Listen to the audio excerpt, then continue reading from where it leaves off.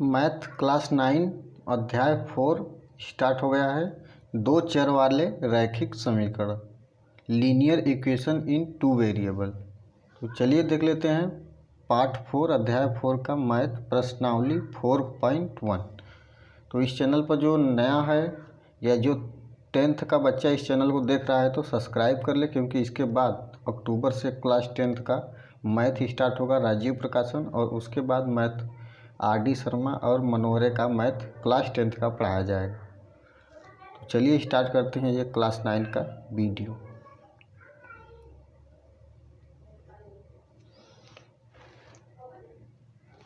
प्रश्न 1 आपका है। प्रश्न बोल रहा है एक नोटबुक की कीमत एक कलम की कीमत से दोगुनी है।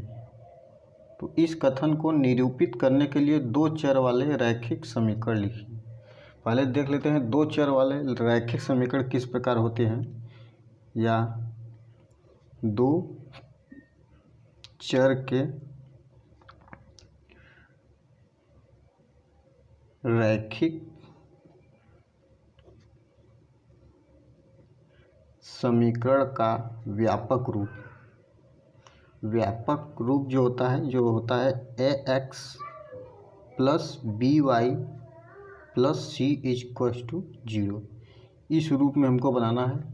ये जो दो चर हैं, जहाँ x एक चर है, दूसरा चर y है, और ये सब गुणांक है x और y के, और c अचर पद। तो चलिए देख लेते हैं इस क्वेश्चन को। ये इस क्वेश्चन से बाहर है। चलिए देख लेते हैं इस क्वेश्चन को क्या बोला है। यहाँ पर माना एक नोटबुक की कीमत एक कलम की कीमत से दोगुनी है। तो पहले नोटबुक की कीमत मान लेते हैं। एक नोटबुक की कीमत, एक नोटबुक का कीमत क्या मानेंगे हम, माना x रुपया है, ठीक।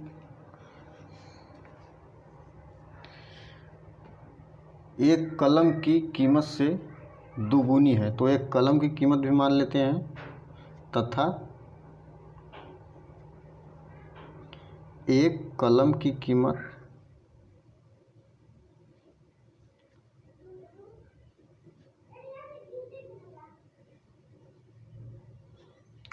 कीमत मान लेते हैं y रुपया है। इस कथन को निरूपित करने के लिए दो चर वाले रैखिक समीकरण बनाना है। तो देखो यहाँ पर एक नोटबुक की कीमत मैंने क्या माना है, यहाँ प्रश्नानुसार लिखना होगा, प्रश्न के अनुसार।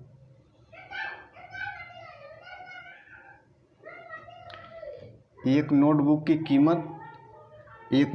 कीमत क्या है, लिखो पहले इसको, x है, ठीक। एक कलम की कीमत से दोगुनी है। एक कलम की कीमत क्या है, पहले लिख लेते हैं, y है। तो जो x है पहले से क्या है, दो गुना है y से, बोल रखा है सवाल में। तो x दो गुना पहले से है, तो हमको बराबर करना है, क्योंकि बराबर 0 के रूप में हमें समीकरण निकालना है। तो ये क्या हो जाएगा, ये दो गुना है, दोनों को बराबर करना है, तो इधर दो का गुणा कर देंगे, तो क्या हो जाएगा, दोनों बराबर हो जाएगा। तो समीकरण क्या आ गया, आपका समीकरण आ गया x इक्वल टू 2i। या x 2i को इधर लाएंगे, क्या हो जाएगा, x माइनस 2i हो जाएगा, इधर आएगा तो इक्वल टू, इधर क्या बचेगा, 0। यही आपका आंसर हो गया। देख सकते हैं इस समीकरण के रूप में है, दो चर वाले रैखिक समीकरण के रूप। चलिए देख लेते हैं अब दूसरा सवाल। पहले मैं नोट कर लेता हूँ, तब बताता हूँ आपको। ये दूसरा सवाल आपका है, निम्नलिखित रैखिक समीकरणों को ax plus by plus C is equals to 0 के रूप में व्यक्त कीजिए और प्रत्येक स्थिति में a, b और c के मान बताइए। तो इसमें से दो मैं सवाल लिखा हूँ, 8 दिया है सवाल। तो चलिए डायरेक्ट मैं नोट नहीं करता हूँ, डायरेक्ट एक एक सवाल बताता हूँ।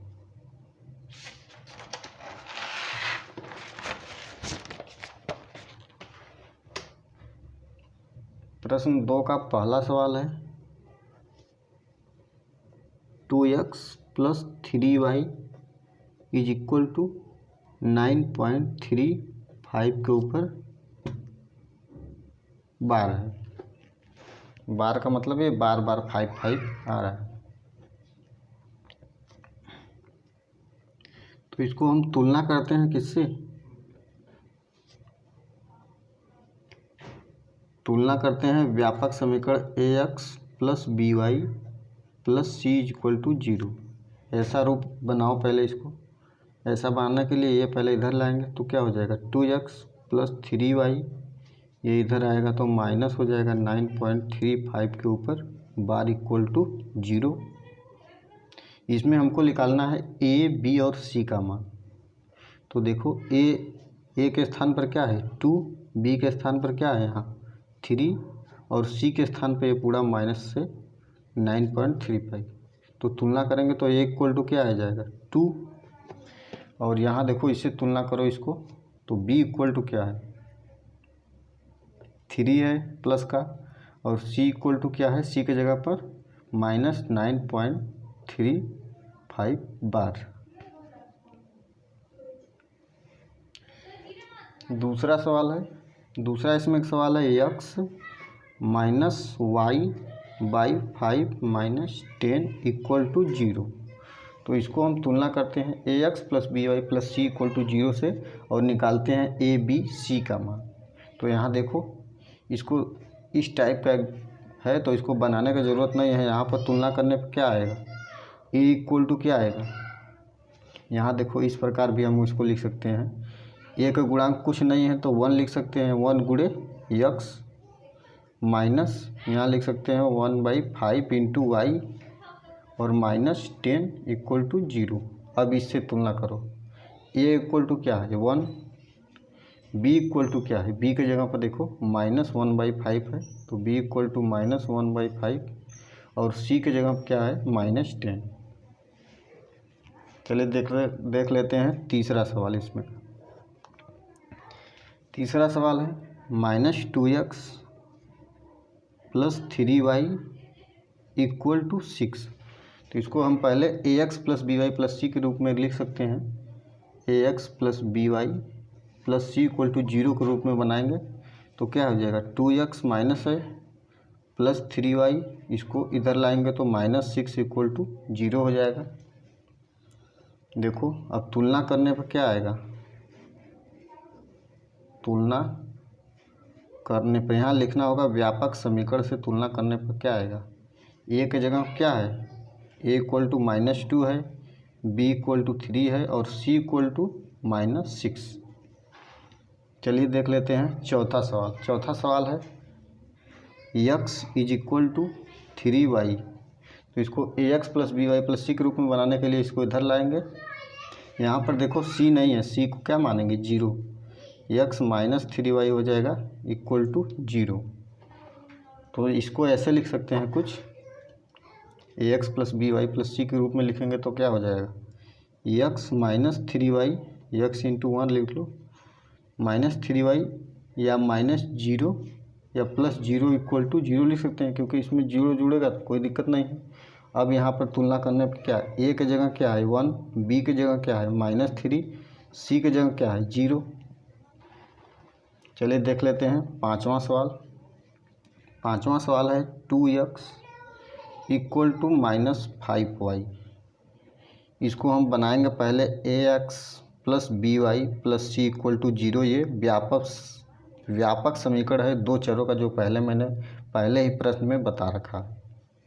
तो इसको पहले बनाओ 2x, ये इधर आएगा तो प्लस 5y और प्लस हम 0 भी लिख सकते हैं, यहाँ c को 0 लिखा है इक्वल टू 0। अब देखो यहाँ तुलना करो a इक्वल टू 2 है, b इक्वल टू क्या है 5 और c इक्वल टू 0। पाँचवा सवाल कंप्लीट। अब देख लेते हैं छठा सवाल। छठवां आपका सवाल है 3x plus 2, 3x plus 2 equal to 0।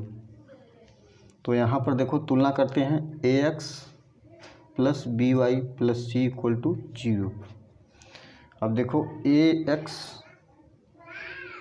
यहाँ देखो y का गुणांक नहीं है तो यहाँ क्या लिख सकते हैं हम 3x प्लस 0 × y लिख सकते हैं। यहाँ गुणा करेंगे तो 0 हो जाएगा, या डायरेक्ट y = या b = 0 लिख सकते हैं। प्लस 2 c के जगह पर है = 0। अब इस समीकरण से तुलना करेंगे तो a = क्या आ जाएगा 3, b = क्या, यहाँ 0 है, और c = 2। 7वां सवाल देख लेते हैं। 7वां सवाल है y - 2 = 0। तो y - 2 = 0 है, तो इसमें x क्या है, x नहीं है, तो x को 0 × x लिख लेंगे तो वो 0 हो जाएगा। तो किसी भी संख्या में 0 जोड़ेंगे तो कोई फ़र्क नहीं पड़ेगा। तो y है, y के पहले क्या लिख लेंगे 1 × y, और x 0 × x लिख लेते हैं, और -2 = 0। देखो अब ax + by + c के रूप में बन गया है। अब यहाँ पर तुलना करने पर क्या है, a = 0 आएगा, b = क्या आएगा 1, और c = -2। चलिए देख लेते हैं लास्ट एंड 8वां सवाल। 8वां सवाल है 5 = 2x। अब देखो इस 2x को इधर लाते हैं तो क्या हो जाएगा -2x,